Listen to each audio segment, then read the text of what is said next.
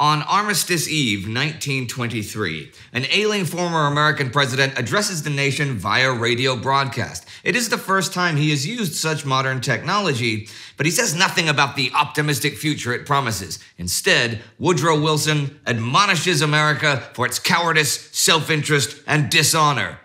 He is not alone in his bitterness this season. In fact, there seems to be pessimism everywhere. As we will see, though, glimmers of optimism still do shine through in the final months of 1923.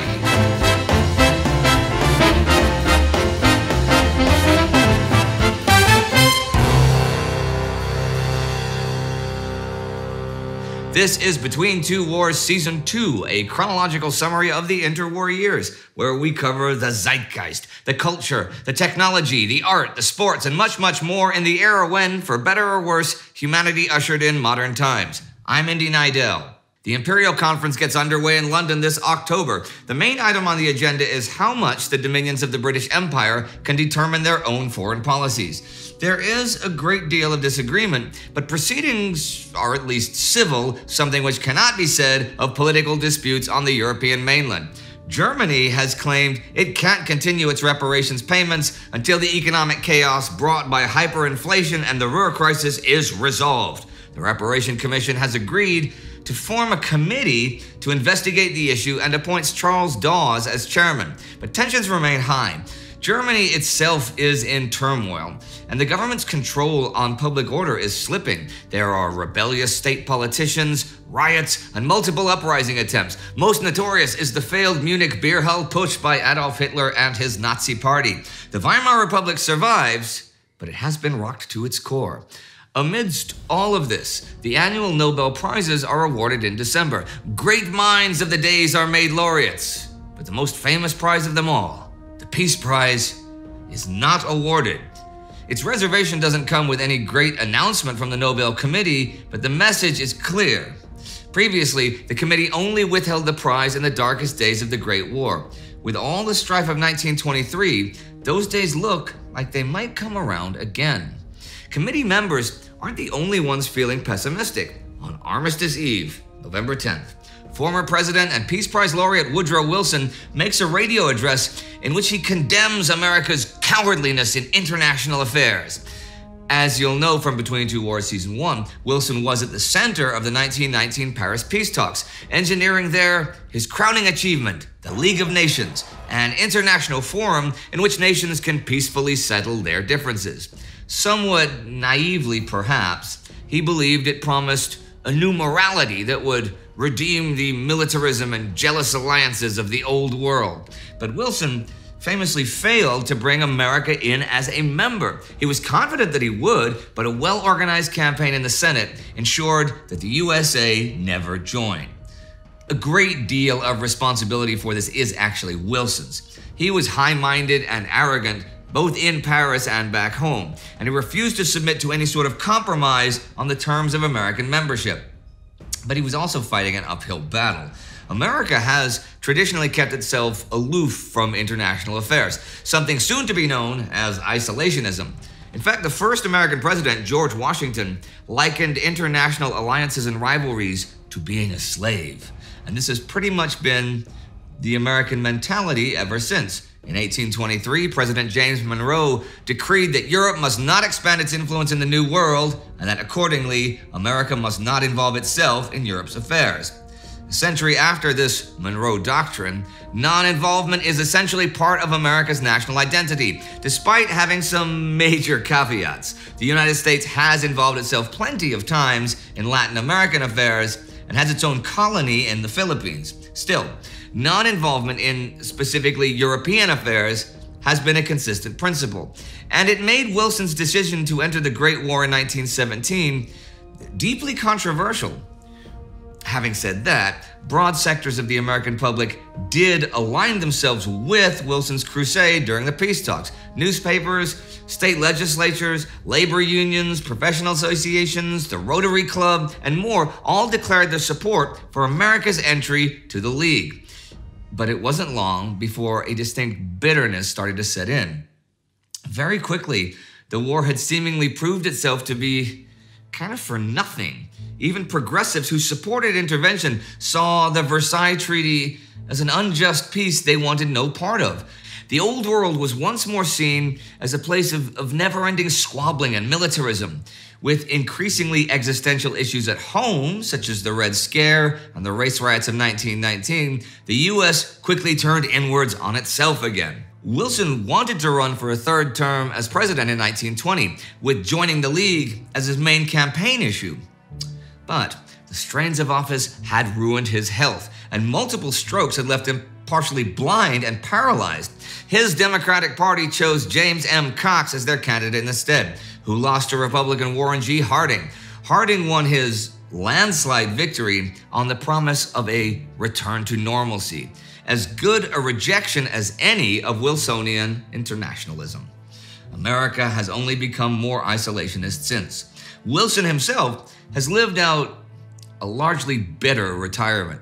He has still received a great deal of admiration, most notably in December 1920 when he was awarded the Nobel Peace Prize for 1919. But he's been unable to build any post-presidential life at all due to ill health. He can barely see, can only walk with assistance, and needs help eating and dressing. His strength and motivation comes and goes. But this year, 1923, he at least feels more confident speaking on political affairs. He has spent the last 2 weeks preparing for his first ever radio address on November 10th. He is extremely nervous, but that evening he stands in his library with a cane and pours out his bitterness at America's continued isolation. The stimulating memories of that happy time of triumph are forever marred and embittered for us by the shameful fact that when the victory was won, be it remembered, chiefly by the indomitable spirit and ungrudging sacrifices of our incomparable soldiers, we turned our backs upon our associates and refused to bear any responsible part in the administration of peace, or the firm and permanent establishment of the results of the war, won at so terrible a cost of life and treasure, and withdrew into a sullen and selfish isolation, which is deeply ignoble because manifestly cowardly and dishonorable.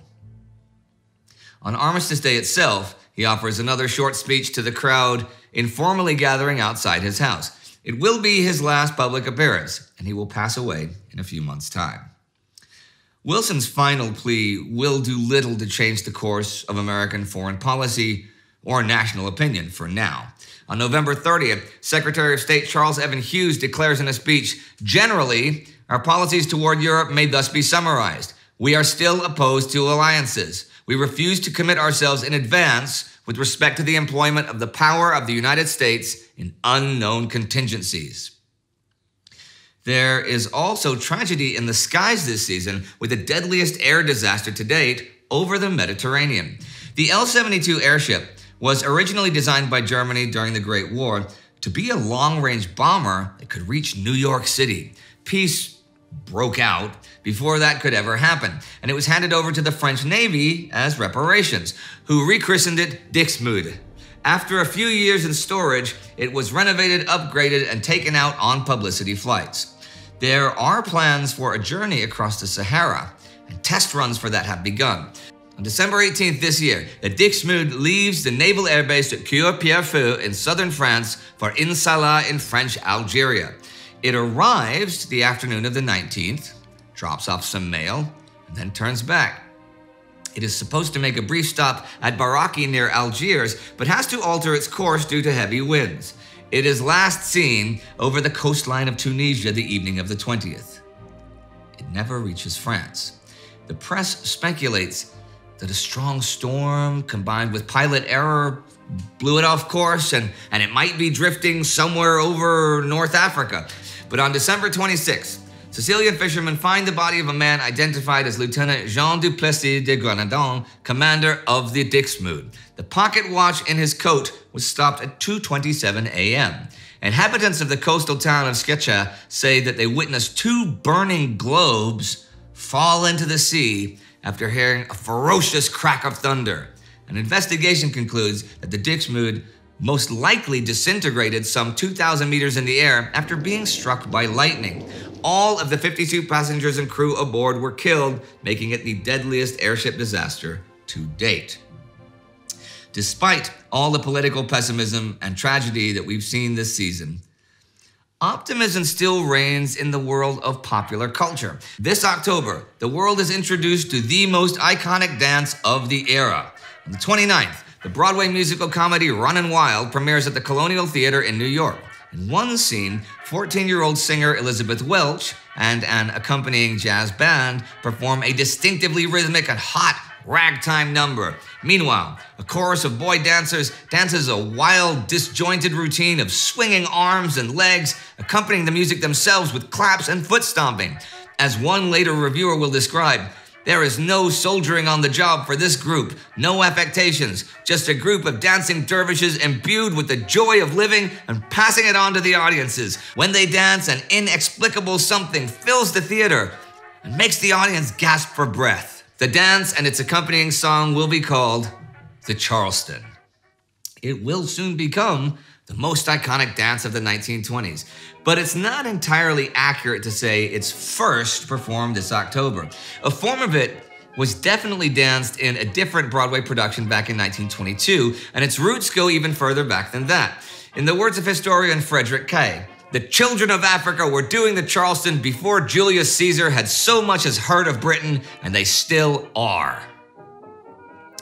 A big claim, but with its polyrhythmic body movement and emphasis on improvisation, the Charleston certainly is a direct descendant of West African tribal dances brought over by the Atlantic slave trade and preserved on the plantations. Slaves were generally not allowed to play musical instruments, especially drums, so they adapted these dances to also tap out rhythm patterns with their hands and feet. The origins of the Charleston are almost impossible to trace, and it has likely grown out of multiple dances that spread across the US after emancipation. We do know that the name comes from when the tune's composer, James P. Johnson, played piano in a New York club frequented by patrons with roots in or around Charleston, South Carolina. He wrote music to accompany the wild steps these revelers made, and it wasn't long before Broadway audiences were seeing it before them on stage. With its mainstream premiere this October, the Charleston will quickly become the dance of the 20s. It will seem as if everyone is doing it. People will dance the steps themselves in speakeasies. They will pay to watch professionals do it at cabaret shows. In one Harlem nightclub, waiters will even dance the Charleston as they move from table to table serving bootleg liquor, and I would really like to go to that club, right? But it is also condemned by religious and conservative groups in America and beyond. Many already see jazz as immoral, and the popularity of the Charleston only serves to heighten this. As one Catholic newspaper from Cincinnati will describe, the music is sensuous, the embracing of partners, the female only half-dressed, is absolutely indecent, and the motions, they are such as may not be described with any respect for propriety in a family newspaper. Alongside these sexual anxieties are also racial ones. Detractors see it as primitive, reminiscent of African voodoo, and an offense to white Christian morality. The city of Charleston will make a public statement officially disassociating itself from the dance. But the Charleston, or jazz, isn't going anywhere just yet. In fact, it's only going to become more mainstream, something we will see in the new year. And here are some more debuts to end this season. Produced and directed by Cecil B. DeMille, the biblical epic The Ten Commandments premieres in December. It is a two-part story, the first being a retelling of the book of Exodus, and the second in the modern world, where two brothers learn of the importance of the laws laid down by God. It has some truly epic and high-budget scenes, and it is a box office smash.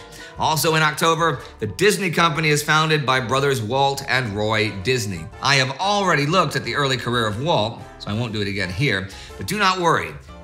He will likely return later in this series. And finally, the historical comedy film Der kleine Napoleon is released in Germany in November.